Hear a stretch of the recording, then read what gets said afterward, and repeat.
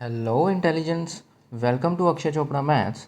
बेटा आज की वीडियो में 10th क्लास ट्रिग्नोमेट्री और उसकी application that is chapter number 8 from NCERT exemplar हम डिस्कस करने वाले हैं एक्सरसाइज 8.3। बेटा इससे पहले जितने भी चैप्टर एनसीईआरटी एग्जाम्पलर के हो चुके हैं प्लस एनसीईआरटी का तो कंप्लीट सोल्यूशन है इस चैनल पे, प्लस व्हाट्सएप ग्रुप का लिंक, बेटा ये तीनों चीज़ें आपको डिस्क्रिप्शन में मिल जाएंगी। तो डिस्क्रिप्शन में ज़रूर विजिट करना और व्हाट्सएप ग्रुप में ज़रूर ऐड होना ताकि आप अपने डाउट वगैरह इजीली क्लियर कर सको। तो चलिए स्टार्ट करते हैं क्वेश्चन नंबर फर्स्ट से। द फर्स्ट क्वेश्चन से is prove the following from question number 1 to 7। ये पहले 7 क्वेश्चन हैं, इसमें आपने प्रूव करना है। देखो फर्स्ट क्वेश्चन से स्टार्ट करते हैं कि sine theta upon 1 plus cos theta plus 1 plus cos theta upon sine theta equals to 2 cosecant theta. Okay, left side देखते हैं बेटा। लेफ्ट साइड में क्या करना है, सबसे पहले तो आप एलसीएम कर लो। ठीक है, ट्रिग्नोमेट्री में बेटा एलसीएम की बहुत इंपॉर्टेंस है। एलसीएम आता है तो ट्रिग्नोमेट्री आसान है, नहीं तो मुश्किल हो सकती है। तो एलसीएम में ज़रूर पकड़ बनाना। कैसे बेटा, सिंपल होता है एलसीएम कि जहाँ पर वो चीज़ नहीं है वहाँ पे मल्टीप्लाई कर दो। यहाँ पे साइन थीटा नहीं है, ऊपर नीचे साइन थीटा मल्टीप्लाई कर दो तो ये बन जाएगा साइन स्क्वायर थीटा। यहाँ पर क्या बन जाएगा, 1 प्लस कोस थीटा का होल स्क्वायर। ठीक है, एलसीएम कैसे लेते हैं ये मैंने अच्छे से डिटेल्ड वीडियो बताई हुई है एनसीईआरटी सॉल्यूशंस में, तो वो ज़रूर देखना, प्लेलिस्ट का लिंक मिल जाएगा आपको। 1 plus cos theta into sine theta, ये आ गया नीचे मल्टीप्लाई में। ओके, चलिए अब देखते हैं बेटा ध्यान से। यहाँ पे a प्लस बी पावर 2 का फॉर्मूला कर दो। यहाँ पे क्या आ जाएगा, a power 2 plus b power 2 plus 2ab, समझ गए, over sine theta into 1 plus cos theta. अब देखना ध्यान से क्या हो रहा है बेटा, ये sign square theta plus cos square theta तो 1 होता है ना, ये sign square theta plus cos square theta 1 होता है, और एक ये वाला 1। ठीक है, बात को समझ गए। तो ये क्या बन जाएगा, sign theta upon 1 plus cos theta. Okay, now 2 plus 2 बन गया, 2 प्लस 2 कोस theta upon sine theta into 1 plus cos theta. सारा खेल कैलकुलेशन का, आपको कैलकुलेशन आ रही है, इजीली सोल्व होता जाएगा। यहाँ से अगर मैं 2 कॉमन कर दूँ तो 1 प्लस कोस थीटा ना बच जाएगा, और 1 प्लस कोस थीटा तो नीचे भी है, तो दोनों कैंसिल आउट हो गए ना। अब हमारे पास क्या बचा बेटा, 2 अपॉन साइन थीटा बचा ना, और साइन थीटा का रेसिप्रोकल क्या होता है, कोसेकेंड थीटा ही तो होता है। तो ये आ गया अपना आंसर, 2 कोसेकेंड थीटा ही तो हमें प्रूव करना था। ठीक है स्टूडेंट्स, बिल्कुल ईजी, बिल्कुल आसान क्वेश्चन है। सारे क्वेश्चन ऐसे ही हैं, बिल्कुल ईजी हैं, बिल्कुल आसान है। चलिए सेकंड क्वेश्चन करते हैं। Tangent A upon 1 plus secant A minus tangent A upon 1 minus secant A. तो बेटा या तो ऊपर वाले की तरह बिल्कुल एलसीएम कर लो, ठीक है, नहीं है तो साइन कोस में चेंज कर लो, इससे बेस्ट मेथड और कोई नहीं है। ठीक है, अगर आपको कुछ समझ नहीं ना आ रहा है एलसीएम लेना क्या करना है, तो साइन कोस में चेंज कर दो, वो बेस्ट है। हाँ, अगर एलसीएम कर सकते हो तो वो भी बेस्ट है अपने आप में। तो मैं साइन कोस में चेंज कर देता हूँ। टेंजेंट थीटा क्या होता है बेटा, टेंजेंट थीटा होता है sign theta upon cos theta. Okay, divide bye 1 plus secant. Secant A क्या होता है, सीकेंट ए होता है कोस ए का रेसिप्रोकल। लो जी, इसको कोस ए के रेसिप्रोकल में लिख दिया, माइनस यहाँ पे फिर से टेंजेंट है साइन ए अपॉन कोस ए। ठीक है, क्वेश्चन में ए है तो मैं ए के साथ करता हूँ, अपॉन 1 माइनस 1 बाई कोस ए, ऐसे था। ठीक है, क्योंकि 1 माइनस सीकेंट ए था ना। अब देखना बेटा ध्यान से, इसका एलसीएम कर लो, तो साइन ए अपॉन कोज ए। अच्छा अब देखना नीचे क्या बन जाएगा बेटा, कोज ए, ये एलसीएम लेंगे तो यहाँ पे कोज ए आ जाएगा, प्लस 1 अपॉन कोज ए, बात को समझ गए, minus sine A upon cos A divide by यहाँ पे क्या आ जाएगा, कोज ए माइनस 1 अपॉन कोज ए, है ना। अब देखना ये कोज और कोज कैंसिल आउट हो जाएंगे, यहाँ से भी कोज और कोज कैंसिल आउट हो जाएंगे। ठीक है, तो नीचे क्या बच जाएगा, sine A upon cos A plus 1 minus sine A upon cos A minus 1, ऐसे आ जाएगा। ठीक है, अब देखना एलसीएम कर लो, कोज ए माइनस 1 यहाँ मल्टीप्लाई हो जाएगा क्योंकि इधर नहीं है, तो sign A into cos A minus 1 minus, अब यहाँ पर कोज ए प्लस 1 नहीं है तो यहाँ पर कोज ए प्लस 1 मल्टीप्लाई हो जाएगा। ठीक है, एलसीएम लेना तो बिल्कुल सिंपल है ट्रिग्नोमेट्री में। तो नीचे क्या बन गया, कोज ए प्लस 1 और कोज ए माइनस 1 की मल्टीप्लाई। समझ गए इस बात को। अब देखना बेटा, अंदर मल्टीप्लाई करते रहो, आंसर अपने आप बन जाएगा, sine A into cos A minus sine A. अब देखना minus sine A into cos A, और ये बन जाएगा minus sine A. Okay, divide by, ध्यान से देखना बेटा, ए प्लस बी और ए माइनस बी का फॉर्मूला आ जाएगा, which is A square minus B square, 1 का स्क्वेयर 1 होता है। ठीक है, साइन ए कोज ए कैंसिल हो जाएगा। अब देखना ये क्या बन जाएगा, -2 साइन ए डिवाइड बाय, अब देखना बेटा ध्यान से, मैं यहाँ पे लिख देता हूँ, साइन स्क्वायर ए प्लस कोज स्क्वायर ए 1 होता है ना, तो कोज स्क्वायर ए -1 की वैल्यू चाहिए, इसको इधर ले आओ तो ये बन जाएगा कोज स्क्वायर ए -1, तो इसको दूसरी तरफ जाना पड़ेगा माइनस साइन स्क्वायर ए। बात को समझ गए, यानी इसकी जगह मैं माइनस साइन स्क्वायर ए पुट कर सकता हूँ, तो कर लो माइनस साइन स्क्वायर ए, तो एक तो ये कट जाएगा और एक साइन कट जाएगा, यानी कि हमारे पास 2/sin ही तो बचा, जो कि क्या होता है 2 कोसेकेंट ए, और यही तो अपने को प्रूव करना था 2 कोसेकेंट ए। ठीक है, चलिए थर्ड क्वेश्चन में जाते हैं। Third says if tangent A is 3/4 then sine A multiply cos A is 12.25। ठीक है, अच्छा अब इसका भी एमसीक्यू में मेथड बताए थे, वही मेथड कर लेते हैं। तो बेटा tangent A is given to be 3/4, है ना, 3/4। अच्छा अब टेंजेंट ए क्या होता है बेटा, परपेंडिकुलर अपॉन बेस ही होता है। ठीक है, तो अगर हम हाइपोटेन्यूज निकालने की कोशिश करेंगे तो वो क्या बन जाएगा, B square plus P square ना।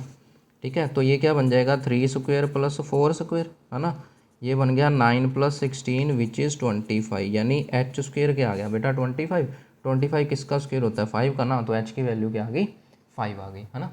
अब देखो बेटा ध्यान से, हमें क्या चाहिए साइन ए मल्टीप्लाई कोज ए। अच्छा बेटा साइन क्या होता है परपेंडिकुलर अपॉन हाइपोटेन्यूज, परपेंडिकुलर था 3 और हाइपोटेन्यूज आया 5, तो 3/5 मल्टीप्लाई कोज ए क्या था base upon hypotenuse, base is 4 and hypotenuse comes out to be 5, तो इट विल बी 4/5, तो ये अपने आप 12/25 आ गया ना, और वही तो अपने को प्रूव करना था 12/25। ठीक है, बिल्कुल ईजी, बिल्कुल शानदार क्वेश्चन।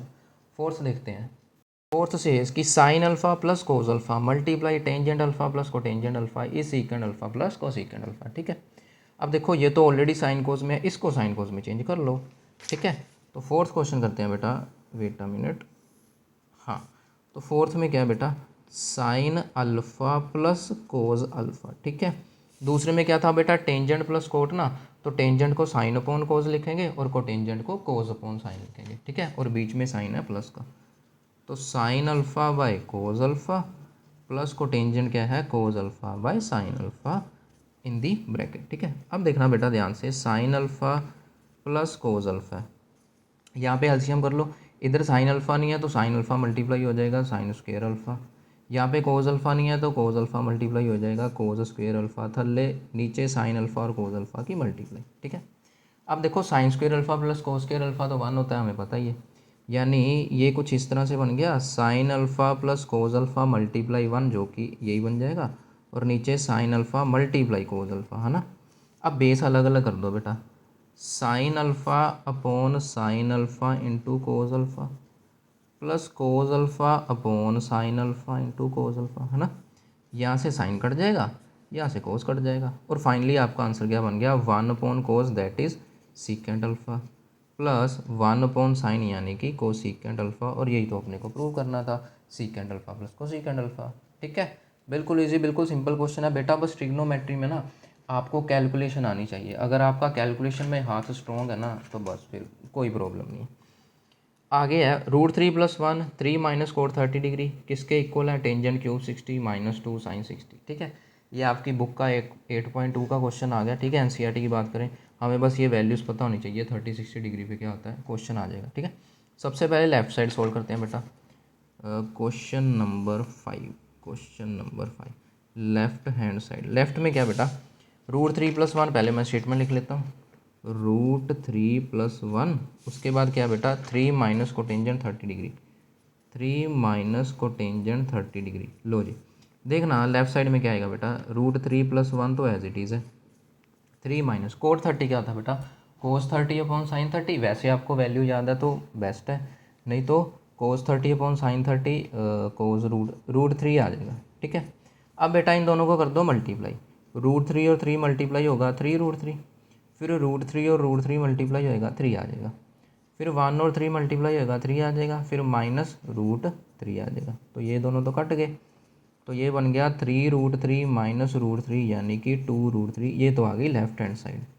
अब चलते हैं राइट पे, राइट क्या कहती है, राइट में tangent cube 60 degree, tangent cube 60 degree minus twice of sine 60 degree, twice of sine 60 degree. ठीक है, अब देखना टेंजेंट 60 क्या होता है, टेंजेंट 60 होता है √3, तो ये आ गया √3 की पावर 3 -2 टाइम साइन 60 क्या होता है √3/2। ठीक है, तो ये 2 तो कैंसिल हो जाएगा।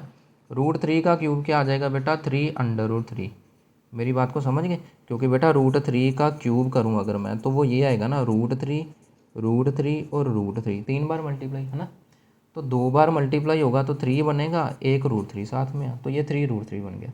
अब देखो ये सेम नहीं बन गया 3√3 माइनस √3 3√3 माइनस √3 तो 2√3 आंसर आ जाएगा। तो लेफ्ट और राइट साइड दोनों आ गए सेम, यानी कि क्वेश्चन कंप्लीटेड। ठीक है, तो लास्ट में क्या लिखेंगे, देयरफॉर √3+1 3 माइनस कोट 30 डिग्री, ये किसके इक्वल है बेटा, tangent cube 60 degree minus 2 sine 60 degree. बस ऐसे एक लाइन लिखाएंगे। ठीक है स्टूडेंट्स, आगे बढ़ते हैं क्वेश्चन नंबर 6 की तरफ। क्वेश्चन नंबर 6 में भी प्रूफ करना है 1+cot2 अपॉन 1+कोसिकेंड ये किसके इक्वल होगा बेटा, इसके इक्वल होगा कोसिकेंड अल्फा के। ठीक है, कोसिकेंड वाले बड़े क्वेश्चन है। ठीक है ना, तो बेटा अगेन इसमें कुछ नहीं है, इसमें बस आप साइन कोस में चेंज कर दो, आंसर आ जाएगा। तो ये क्या आ जाएगा 1+, आप चाहो तो सीधा एलसीएम भी कर सकते हो, साइन कोस में चेंज करना है तो वो आपकी इच्छा। ठीक है, तो बेटा ये क्या बन जाएगा कोट स्क्वायर अल्फ़ा को मैं लिख रहा हूँ cos square alpha upon sine square alpha, ये ऊपर वाला काम हो गया, अपॉन नीचे क्या कोसिकेंड होता है 1+sin अल्फ़ा। ठीक है जी, अब देखना ध्यान से बेटा 1+, ये बन जाएगा cos square alpha upon sine square alpha.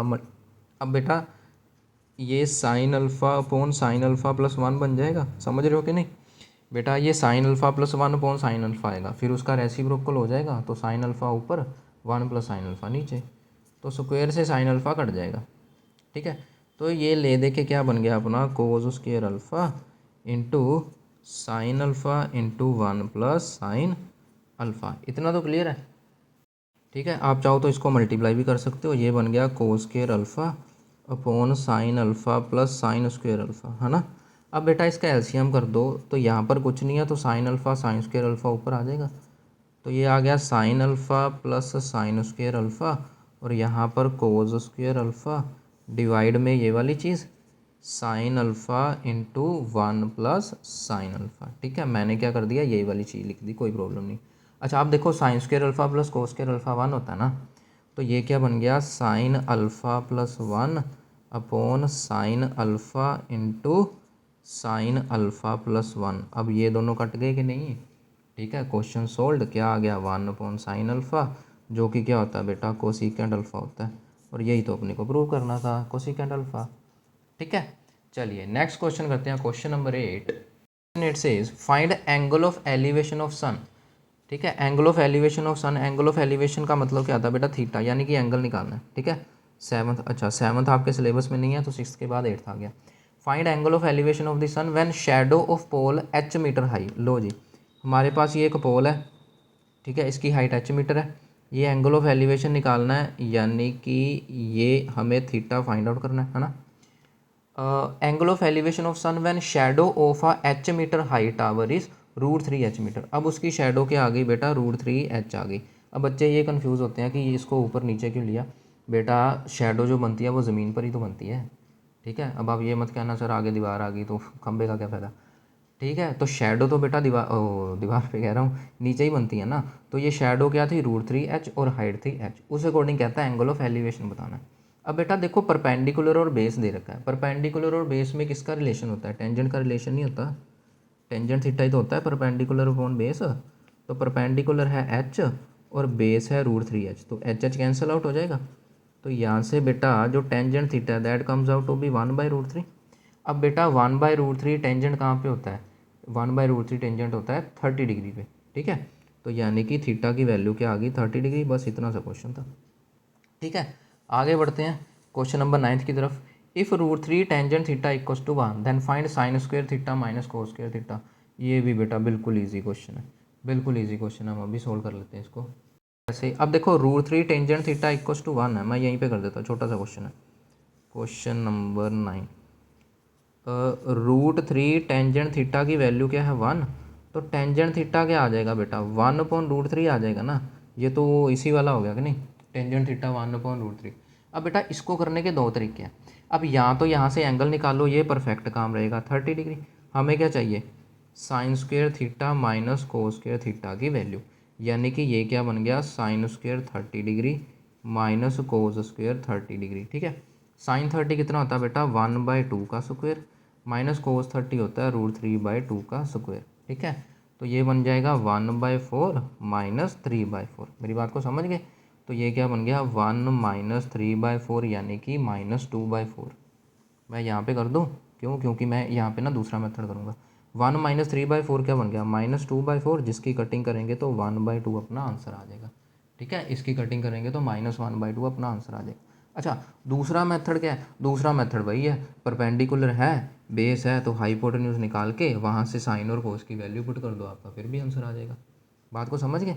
ठीक है, लेकिन आपको मैंने एमसीक्यू की वीडियोस में भी बताया था कि अगर तो आपको कोई नॉन एंगल मिल जाए तो ऐसा ही मेथड करना है, इससे क्वेश्चन बहुत छोटा हो जाता है। अभी मैं दूसरा मेथड भी कर रहा हूँ, आप देखना उससे क्वेश्चन थोड़ा बड़ा हो जाएगा। ठीक है, बाकी आपकी इच्छा, जैसे आपको अच्छा लगे। अब देखना रूट टेंजेंट सॉरी √3, हाँ, अब क्या था √3 टेंजेंट थीटा तो 1 गिवन था ना, यानी कि टेंजेंट थीटा की वैल्यू आ गई 1/√3 जो कि होता है परपेंडिकुलर अपॉन बेस। अब यहाँ से पाइथागोरस थ्योरम लगा लो जरा। ठीक है, वो क्या बन जाएगी परपेंडिकुलर का स्क्वायर प्लस बेस का स्क्वायर, यानी कि 1 + 3 विच इज़ 4। अब 4 किसका स्क्वायर होता है बेटा 2 का होता है ना, यानी हाइपोटेन्यूज की वैल्यू तो 2 आ गई। ठीक है, अब आप निकाल लो sine square theta minus cos square theta. ठीक है, अब साइन क्या होता है perpendicular upon hypotenuse, perpendicular is 1, hypotenuse is 2। Cos क्या होता है base upon hypotenuse, base is √3 and hypotenuse is 2। अब देखना ध्यान से, ये दोनों सेम इक्वेशन ही बन गई, 1/2 स्क्वायर माइनस √3/2 स्क्वायर और 1/2 स्क्वायर माइनस √3/2 स्क्वायर। बात समझ गए? यानी कि यहाँ से आंसर क्या आने वाला है -1/2। सिंपल, समझ गए? चलिए अब आगे बढ़ते हैं। Question number 10, question 10 application of trigonometry से आ गया बेटा। A ladder 15 metre long just reaches the top of the vertical wall. ठीक है, वर्टिकल वॉल के टॉप पर है। If ladder makes an angle of 60 degree with the wall find the height of the wall. ये तो बिल्कुल ही छुटकू सा question है बेटा, ये तो एमसीक्यू बेस्ड क्वेश्चन है।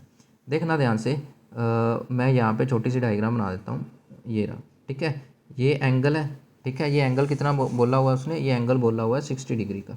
ठीक है जी, फिर लैडर 15 मीटर लॉन्ग, लैडर की लंबाई क्या है 15 मीटर लॉन्ग है। ये कह रहा है वॉल के ऊपर लटकी हुई है, लटकी हुई है मतलब वॉल के ऊपर टेढ़ी करके तो लैडर लगते हैं हम। ठीक है, लैडर मतलब सीढ़ी। ठीक है, तो 15 मीटर लैडर की लंबाई है। वो कहता वॉल आप देखो। अब देखो बेटा ये क्या है परपेंडिकुलर ही तो है, और ये हाइपोटेन्यूज है। परपेंडिकुलर और हाइपोटेन्यूज में किसका रिलेशन होता है, साइन का रिलेशन होता है। ठीक है, तो आप क्या करोगे यहाँ पे साइन 60 डिग्री इक्वल टू इसको मान लो क्या है एच, तो ये आप लिखोगे h/15, यही तो होता है परपेंडिकुलर अपॉन हाइपोटेन्यूज। ठीक है, अच्छा अब क्या होगा 15 मल्टीप्लाई 15 उधर जाके मल्टीप्लाई हो जाएगा, साइन 60 होता है √3/2 इक्वल टू एच। तो यहाँ से सिंपली एच क्या आ गया बेटा, एच की वैल्यू आ गई 15 √3/2 मीटर्स। ठीक है, अब आपको अगर क्वेश्चन में बोला गया कि √3 की वैल्यू एक्चुअली होती है 1.732। ठीक है, तो अगर आपको क्वेश्चन में बोला गया कि रूट की वैल्यू 1.732 यूज़ करके इसको आगे भी सोल्व करो तो कर लेना, अदरवाइज़ यहाँ पे छोड़ सकते हो, एक लाइन का आपका आंसर आ गया। ठीक है, ये तो प्योरली एमसीक्यू बेस्ड था, कुछ नहीं। अच्छा आगे देखते हैं बेटा, सिंप्लीफाई, सिंप्लीफाई किसको करना है 1 + tangent square theta 1 - sine theta into 1 + sine theta. बिल्कुल ईजी है। देखना question number 11, left side is 1 + tangent square theta. पहले स्टेटमेंट लिख लेते हैं, 1 + tangent square theta it is 1 - sine theta and this bracket is 1 + sine theta, है ना। अब देखना ध्यान से बेटा, इसको भी करने के दो मेथड हैं। ठीक है, या तो साइन कोस में चेंज कर लो, नहीं तो बेटा आइडेंटिटी से ये बहुत छोटा हो जाएगा क्वेश्चन। ठीक है जी, या तो साइन कोस में चेंज, साइन कोस में तब चेंज करना है जब आपको कुछ नज़र नहीं आ रहा, कुछ पता नहीं चल रहा कि मैं इसमें क्या करूँ, तो साइन कोस में चेंज कर दो, आंसर आ जाता है अपने आप। ठीक है, लेकिन मुझे यहाँ पे दिखा क्या दिखा बेटा 1 + tangent square theta, 1 + tangent square theta क्या होता है सीकेंट स्क्वायर थीटा होता है। ठीक है, और यहाँ पे आइडेंटिटी मुझे दिख रही थी 1 a - b और a + b, ये होता है a² - b²। इतना तो क्लियर है। तो ये क्या बन गया बेटा secant square theta, 1 - sign square theta क्या बन जाएगा कोस स्क्वायर थीटा। ठीक है, अब सीकेंट और कोस एक दूसरे के रेसिप्रोकल होते हैं, कट गए आंसर आ गया, मान लो जी क्वेश्चन खत्म। एक ही झटके में क्वेश्चन खत्म, समझ गए। अगर आपको कैलकुलेशन की पूरी प्रैक्टिस है तो ये 3 लाइन भी लिखने की जरूरत नहीं है। ठीक है, एमसीक्यू आ गया तो कटैक 1 टिक कर देना। ठीक है, वैसे दूसरा मेथड क्या, आप इसको साइन कोस में भी चेंज कर लो। चलो आपके लिए वो भी मेथड कर देता हूँ। ये क्या बन जाएगा, 1 + sin² थीटा/cos²थीटा, है ना। अब इसको तो कुछ कर नहीं सकते बेचारा पहले साइन कोस में, इसमें तो यही फॉर्मूला लगेगा a² - b² का, ठीक है। ये बन जाएगा 1 - sin²थीटा, है ना। अब इसका एलसीएम कर लो बेटा, ये क्या बन जाएगा, cos² theta + sin² theta upon cos²थीटा इंटू 1 - sin²थीटा क्या था, cos²थीटा ना, तो ये तो कट गया। और sin²थीटा + cos²थीटा क्या होता है, 1 होता है। चलो जी, ये भी 2 लाइन में आंसर आ गया, ठीक है। तो आपकी इच्छा बेटा, जैसे आपको अच्छा लगे कैलकुलेशन। चलिए नेक्स्ट क्वेश्चन देखते हैं। 12 says if 2 sin² theta - cos²थीटा is 2 then we have to find out the value of theta. अब देखो बेटा, यहाँ पे sin²थीटा है, यहाँ पे cos²थीटा है, तो आप sin²थीटा + cos²थीटा = 1 आइडेंटिटी यूज़ कर सकते हो। या तो cos की जगह sin पुट कर लो, या फिर sin की जगह cos पुट कर लो, वो आपकी इच्छा है, ठीक है। तो देखो मैं क्या कह रहा हूँ, मैं ये कहना चाहता हूँ, वेट अ मिनट, हाँ ये 12th क्वेश्चन है। हमें क्या दिया बेटा, 2 sin² थीटा - cos²थीटा = 2 है, ठीक है। हमें थीटा निकालना है बेटा। sin² थीटा + cos²थीटा 1 होता है ना, अभी तो हमने करा है, ठीक है। अब देखना, वेट अ मिनट, मैं यहाँ पे लिख देता हूँ, sin² थीटा + cos²थीटा 1 होता है, तो यहाँ से बेटा cos²थीटा क्या आ जाएगा, 1 - sin²थीटा। अगर मैं sin²थीटा की वैल्यू निकालना चाहूँ तो वो क्या बन जाएगा, 1 - cos²थीटा। तो आप या तो इसकी वैल्यू पुट कर लो या इसकी पुट कर लो, वो आपकी इच्छा, ठीक है। मैं साइन की वैल्यू पुट कर रहा हूँ 1 - cos²थीटा, ओके। तो ये क्या बन जाएगा, 2 टाइम्स 1 - cos²थीटा -cos²थीटा = 2। ये बन जाएगा 2 - 2 cos²थीटा -cos²थीटा = 2। ये बन गया बेटा 2 - 3 cos²थीटा, ठीक है। तो ये 2 को इधर ले जाओ, ये 3 को उधर ले जाओ, ये बन गया 2 - 2 = 3 cos²थीटा। इतना तो क्लियर है। यहाँ से बेटा 3 cos²थीटा की वैल्यू आ गई 0। अब ये 3 दूसरी तरफ जाके डिवाइड होएगा, तो cos²थीटा आ गया 0। cos²थीटा 0 का मतलब cos थीटा 0। अब बेटा cos की वैल्यू 0 क्या होती है, टेबल याद करो, cos की वैल्यू 0 होती है 90 डिग्री पे, तो ये 90 डिग्री आपका आंसर आ गया, सिंपल, ठीक है। cos की वैल्यू 0 कहाँ होती है, 90 डिग्री पे, तो यही 90 डिग्री आपका आंसर बन गया, ठीक है। अब मैं दूसरा भी, चलो आपके लिए दूसरा मेथड भी कर ही देता हूँ, ठीक है। अब क्या करता हूँ मैं, cos की जगह 1 - sin लिख देता हूँ, ठीक है। तो ये क्या था, 2, हाँ क्वेश्चन नंबर 12, ये क्या था, 2 sin² थीटा - cos²थीटा क्या था, 2 था, ठीक है। अब देखो साइन की जगह पुट करा था ना, अब मैं cos की जगह पुट कर रहा हूँ, -1 - sin²थीटा = 2, समझ गए, ठीक है। ये आ गया 2 sin²थीटा -1 + sin²थीटा = 2, ठीक है। हाँ ठीक है। तो ये क्या बन जाएगा बेटा, एक मिनट, यहाँ पे sin²थीटा था, तो ये बन जाएगा 2 sin²थीटा और sin²थीटा क्या आ गया, 3 sin²थीटा, और ये वाला 1 दूसरी तरफ जाके पॉजिटिव हो जाएगा, तो 3 sin²थीटा = 3। तो sin²थीटा क्या आ जाएगा, 1 आ जाएगा, 3 कट गया। अब फिर से वही बात है बेटा, sin² थीटा की वैल्यू 1 है, यानी कि sin थीटा भी 1 हो गया, क्योंकि 1 का स्क्वायर ही तो 1 होता है। अब देखो साइन की वैल्यू 1 कहाँ होती है, 90 डिग्री पे, तो यहाँ से थीटा क्या आ गया, 90 डिग्री, और यही तो पीछे भी आया था, ठीक है। चलिए नेक्स्ट क्वेश्चन करते हैं। 15 says show that tangent 4 theta plus tangent square theta is secant 4 theta minus secant square theta. अब इसको करने के भी 2 मेथड है। आप तो आइडेंटिटी से सोल्व कर लो तो 2-3 लाइन में आंसर आ जाएगा। आप साइन कोस में चेंज कर लो तो लेफ्ट साइड अलग सोल्व करनी पड़ेगी, राइट अलग सोल्व करनी पड़ेगी, दोनों का आंसर देखना सेम आएगा, तो वो थोड़ा लेंथी हो जाएगा, ठीक है।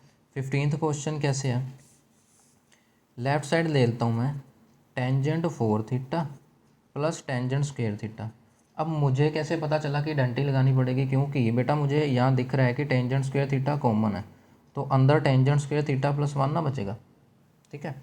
और टेंजेंट स्क्वेयर थीटा प्लस 1 क्या होता है बेटा, सीकेंट स्क्वेयर थीटा नहीं होता, मेरी बात को समझ रहे हो, ठीक है। सीकेंट स्क्वेयर थीटा ही तो, सॉरी सीकेंट स्क्वेयर थीटा ही तो होता है, ठीक है। अब क्या होगा बेटा, टेंजेंट स्क्वेयर थीटा, लेकिन हमें क्या चाहिए बेटा, हमें चाहिए यहाँ सीकेंड, सब कुछ सीकेंड में चाहिए, देखना हमें सब कुछ सीकेंड में चाहिए। तो क्या होगा बेटा, इस टेंजेंट को भी सीकेंड में बदल लो, कैसे, ना बेटा मैं यहाँ पे कर देता हूँ, ये देखो secant square theta minus tan square theta हमारे पास 1 होता है, ठीक है। तो यहाँ से tan थीटा की वैल्यू क्या आ जाएगी, सीकंड स्क्वेयर थीटा -1 ही तो आ जाएगी, ठीक है। तो मैं टेंजेंट स्क्वेयर थीटा की जगह सीकंड स्क्वेयर थीटा -1 पुट कर रहा हूँ, ठीक है। तो मैं क्या कर रहा हूँ यहाँ पे सीकंड स्क्वेयर थीटा -1 पुट कर रहा हूँ और ब्रैकेट में सीकंड स्क्वेयर थीटा। अब इनको मल्टीप्लाई कर दो बेटा, secant 4 theta minus secant square theta आ गया। लो राइट को सोल्व करने की जरूरत ही नहीं पड़ी, राइट साइड आई गई। राइट यही तो थी, सीकंड 4 माइनस सीकंड स्क्वेयर, यही आ गया, ठीक है।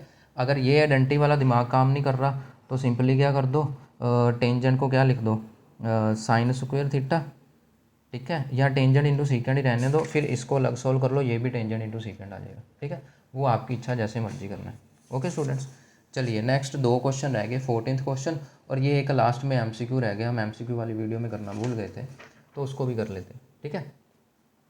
14th है, an observer 1.5 metre tall is 20.5 metre away from a tower 22 metre high.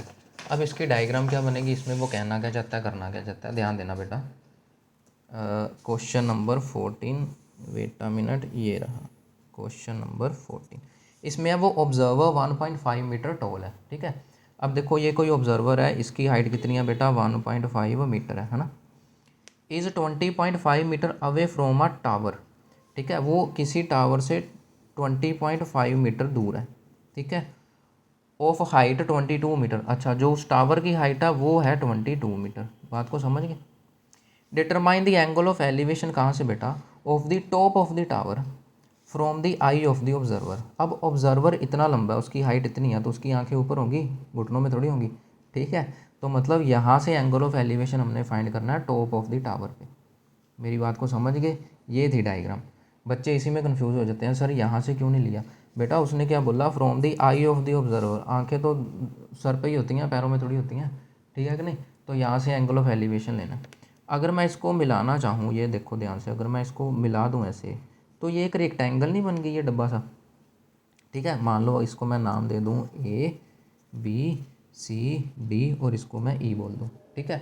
तो बेटा ये ABCD एक रेक्टेंगल ही तो बन के आई है, क्या है ये, ठीक है। रेक्टेंगल बन के आई है तो ऑपोजिट साइड सेम होती है ना, यानी ये वाली साइड भी 20.5 होगी और यहाँ से लेके यहाँ तक भी 1.5 हो गई ना, ठीक है। अच्छा अब देखो, अगर मैं इस ट्रायंगल की बात करूँ, ये 90 का एंगल है, मुझे क्या मिल गया, बेस मिल गया। अगर परपेंडिकुलर मिल जाए तो क्वेश्चन अपना ख़त्म हो जाएगा। तो परपेंडिकुलर भी मिल जाएगा, क्यों, क्योंकि 22 तो पूरी हाइट है ना। उस 22 में से मैं इतनी हाइट माइनस कर दूंगा, ये पूरे में से इतना माइनस कर दूंगा, तो यही तो बचेगा, ठीक है। तो 22 में से 1.5 मैं कर रहा हूँ माइनस, ये बन गया 10 माइनस 5, ये क्या बन गया 1 माइनस 1 0 और ये 2, तो ये क्या बन गई 20.5 मीटर बन गई यहाँ से लेके यहाँ तक। बात को समझ गए, ठीक है जी। थोड़ी सी इंग्लिश लिखेंगे, let AB be the height of observer, ठीक है।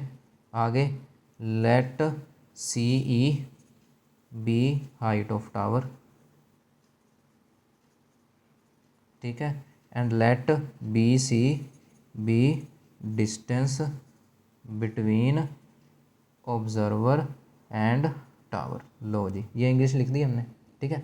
अब देखो क्या लिखना है हमने, इन ट्रायंगल ADE, यही तो आई ट्रायंगल ADE। ट्रायंगल में क्या बेटा, परपेंडिकुलर DE की बात करें, ठीक है, अपॉन अगर बेस की बात करें AD, तो परपेंडिकुलर अपॉन बेस क्या होता है बेटा, टेंजेंट थीटा ही तो होता है। ये एंगल ऑफ एलिवेशन थीटा मान लो, ठीक है जी।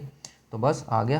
तो टेंजेंट थीटा किसके इक्वल आ जाएगा बेटा, DE की वैल्यू 20.5 है और उसकी भी वैल्यू 20.5 है, तो ये तो आपस में कट के 1 आ गए, यानी कि जो टेंजेंट थीटा है that comes out to be 1, और टेंजेंट की वैल्यू 1 कहाँ पे होती है, 45 डिग्री में। तो ये आपका आ गया सिंपली आंसर, ठीक है। बिल्कुल ईजी, छोटा सा अच्छा सा क्वेश्चन था। अब लास्ट MCQ करते हैं, जो पिछली वीडियो में रह गया था। इंपॉर्टेंट है बेटा, इसलिए मैंने इंक्लूड कर लिया, पेपर में काफ़ी आया होगा पिछले सालों में, सैम्पल पेपर में बहुत होता है ये। A pole 6 metre high cast a shadow 2√3 metre on the ground. अब फिर से शेडो वाला आ गया, अभी आपको बताया था शेडो तो ग्राउंड पर ही बनती है, लेकिन इसने बोल भी दिया ऑन दी ग्राउंड, ठीक है। कहीं ज़्यादा दिमाग ना लगा लो, इसने बोल भी दिया ऑन दी ग्राउंड, ठीक है जी। ये है MCQ। अब ये अगर इसकी मैं डायग्राम बनाना चाहूँ तो वो ये ऐसे बन जाएगी, ये 2√3 मीटर शेडो है ऑन दी ग्राउंड और 6 मीटर है पोल की हाइट। ठीक है, हमें क्या बताना है, ये एंगल बताना है थीटा। ठीक है, देन दी सनज एलिवेशन, बेटा सन की एलिवेशन का मतलब एंगल थीटा ही होता है। ठीक है, तो यहाँ से फिर से देख लो, परपेंडिकुलर है, बेस है, डिट्टो सेम क्वेश्चन आ गया कि नहीं। ठीक है, तो perpendicular upon base tangent theta ही होता है, परपेंडिकुलर अपॉन बेस। तो ये आ गया 2×3=6। अब देखना ये जो 3 है, इस 3 को मैं √3 मल्टीप्लाई √3 लिख सकता हूँ ना, नीचे भी √3 आ गया।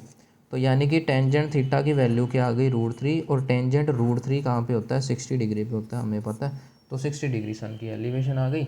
1 सेकंड में आंसर ऑप्शन नंबर ए। ठीक है, तो ये थे स्टूडेंट्स अपनी एक्सरसाइज 8.3।